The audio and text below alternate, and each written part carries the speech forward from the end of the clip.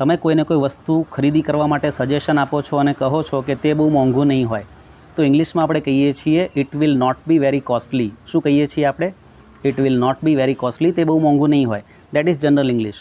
But in modern English આપણે કહીશું that will not cost the earth.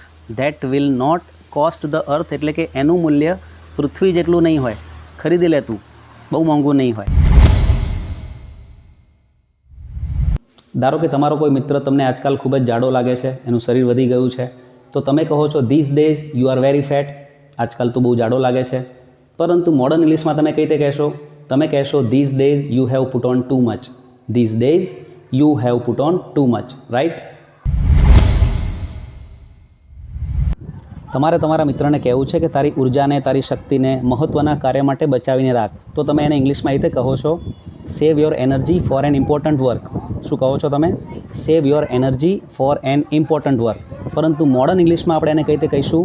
Modern ઇંગ્લિશમાં આપણે કહીશું સેવ your energy for the D day. Okay? તમે તમારા મિત્રને સલાહ આપો છો કે ભાઈ હવે તારે ચેતી જવું જોઈએ, તો તમે એને શું કહો છો? Now you should be alert. Now you should be alert. But in modern English you can સે this is a wake up call for you. This is a wake up call for you, right? આપણે કોઈને સૂચના આપીએ છીએ કે મારે બધી જ વસ્તુ લેખિતમાં જોઈએ, તો આપણે ઇંગ્લિશમાં એને કહીએ છીએ I want everything in writing.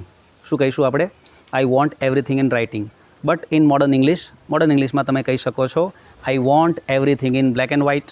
I want everything in black and white, right?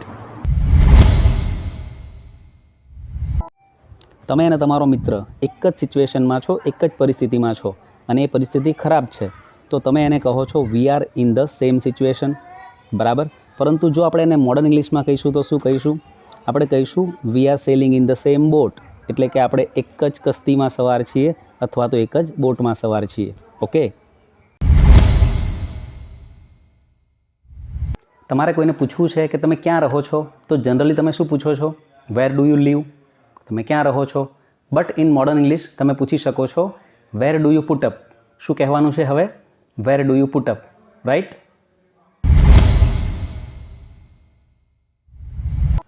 તમારે કોઈને પૂછવું છે કે શું તું 9 વાગે આવી શકે છે, તો આપણે ઇંગ્લિશમાં એને શું કહીએ છીએ? આપણે કહીએ છીએ can you come at 9 o'clock. શું કહીએ છીએ? Can you come at 9 o'clock. પરંતુ મોડર્ન ઇંગ્લિશમાં આપણે કહીશું can you make it at 9 o'clock. શું કહીશું? Can you make it at 9 o'clock. Okay? તમારો મિત્ર તમારી પાસે પૈસા માગે છે અને તમે કહો છો મારી પાસે તો પૈસા જ નથી. I don't have money. શું કહો છો તમે? I don't have money. But in modern English you can say I am handicap with finance. શું કહેશો તમે? I am handicap with finance, right?